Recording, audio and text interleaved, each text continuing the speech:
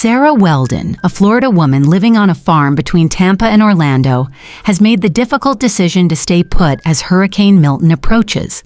She and her husband, Rick Bass, care for over 100 animals, including donkeys, Highland cows, goats, chickens, and dogs.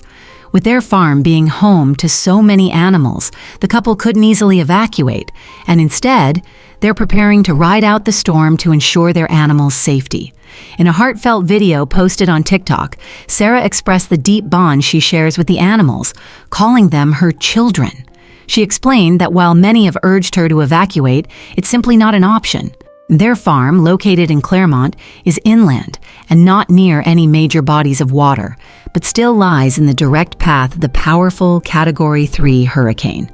While they've weathered storms before, Sarah admits this one feels different. Milton is unlike anything they've faced. To prepare for the worst, Sarah and Rick have stocked up on gas, propane, food, water, and animal feed.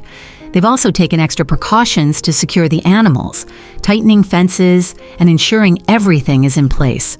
Interestingly, instead of keeping the animals in barns during the storm, the couple plans to leave many of them loose, as Sarah believes it's safer. However, some of the smaller and more vulnerable animals, like their baby chickens and Cash, a baby donkey they've raised indoors, will be brought inside for added protection. Despite the looming storm, Sarah has been touched by the overwhelming support from her social media followers.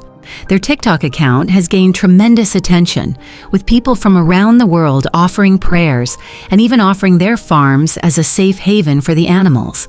Sarah admits she's scared, alternating between moments of calm and bouts of tears as she worries about what the storm may bring. As Hurricane Milton draws closer, Sarah and Rick are determined to do everything they can to protect their beloved animals, hoping for the best as they brace for what could be one of the most challenging storms they've ever experienced.